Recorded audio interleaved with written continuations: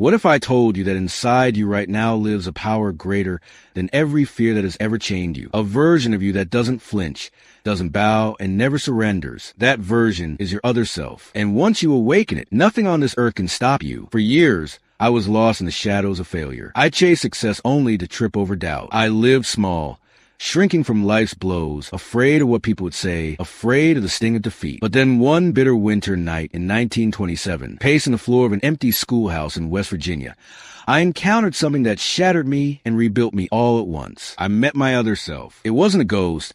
It wasn't a stranger. It was me, raw, stripped bare fear, burning with faith. It was the voice that whispered, keep going, when every bone in my body screamed quit. That night turned my life upside down, and for the better. The truth is, this power isn't unique to me. You have it too. It's been waiting inside you all along, begging to be claimed. But here's the hard truth. Every day, two forces wrestle inside you. One is ruled by fear. That side of you is timid, soft, stuck in the mud. It tells you to take it easy, to lower your aim, to wait until life is kinder. That is the coward within. The other force is your real self. The one fueled by faith, bold as fire, unshakable, unstoppable. That self doesn't retreat. It advances. It doesn't beg. It builds. When I was paralyzed by terror after a close friend was murdered, fear had its claws in me. I hid, I doubted, I almost broke. But faith came alive inside me, and my other self rose from the ashes. That's the same power waiting inside you right now. So, why haven't you felt it yet? Why haven't you seen this side of yourself take command? It isn't because it's hiding. It's because fear has wrapped its chains around your soul. And fear is a cunning jailer. It doesn't attack you openly. It whispers. It whispers excuses. It inflates setbacks.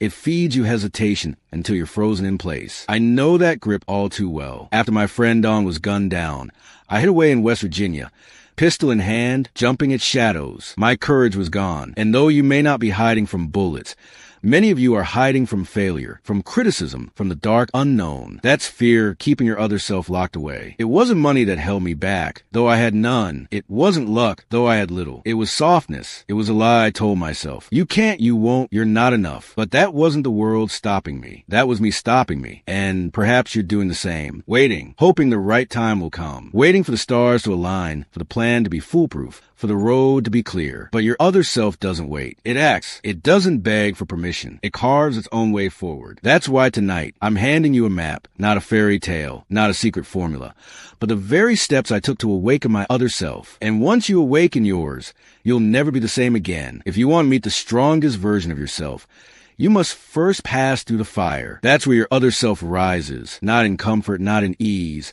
but in the crisis moments when you feel you have nothing left. Step one is this: face the emergency. Don't run from the storm. Walk straight into it. In 1923, I was stranded in Columbus, Ohio. I had no money, no plan, and no way forward. I was broken. Yet it was in that very moment of despair that my other self began to stir. The nights I paced that schoolhouse in West Virginia, thinking my way out of ruin. Those were the nights that forged me. Life's hardest blows aren't there to bury you. They're the furnace where your faith is tested and tempered. When the emergency comes, don't cower. Stand. That's when your other self will rise. Step 2, choose faith over fear. Fear will whisper, don't try, don't risk, don't dare. Faith will say, do it anyway. In 1927, with only $40 in my pocket, I drove to Philadelphia and rented a suite in one of the finest hotels. I didn't have the means, but I had the faith. Fear called it foolishness. My other self called it destiny. Doubt is a thief. Silence it. Walk with the calm of a person who knows where they are headed. Even when the world mocks you, faith isn't a wish. It's a weapon and it's yours to wield. Step 3.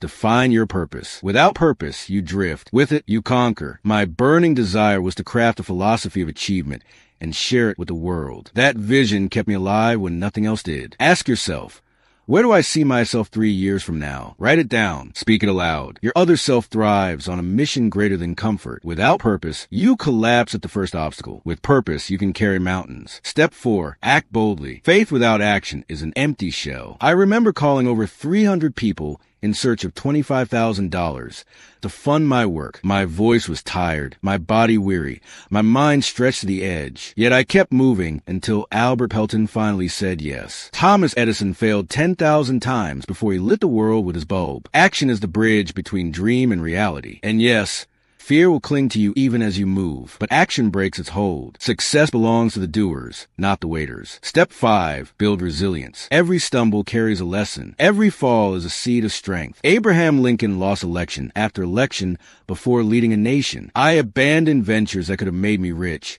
Yet those failures sharpen me. Resilience isn't about never falling. It's about never staying down. When hardship strikes, don't ask why me. Ask what is this teaching me? Your other self sees every setback as training.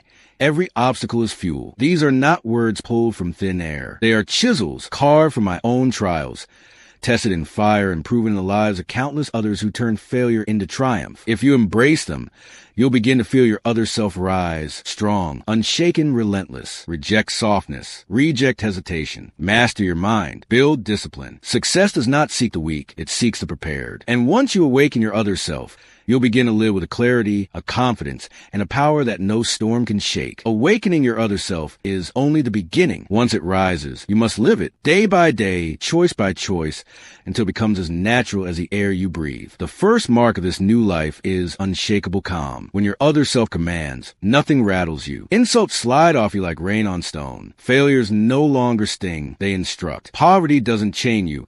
It challenges you. I remember the bleak winter of 1923, broke and hopeless, standing on the edge of surrender. Yet those nights forged a philosophy that became my life's work. Even during the storms of Great Depression, while many crumbled in despair, I remained steady because my other self had taken the wheel. When you live through faith instead of fear, you walk through chaos untouched, carrying a quiet power that others can feel. The second mark is discipline. Your other self doesn't drift with the tide of moods and whims. It builds with precision. Discipline is the backbone of greatness. I wrote late into the nights, even when my eyes ached and my mind doubted. I rose early when the body begged for rest, not because it was easy, but because success is never given to the comfortable. It bows only to the consistent. Your habits, your daily choices, these are the bricks with which you build your destiny. Wake when others sleep. Act when others hesitate. Push when others pause. Do this long enough, and victory will have no choice but to kneel before you. The third mark is joy in giving. The greatest strength of your other self is not in how much it can take,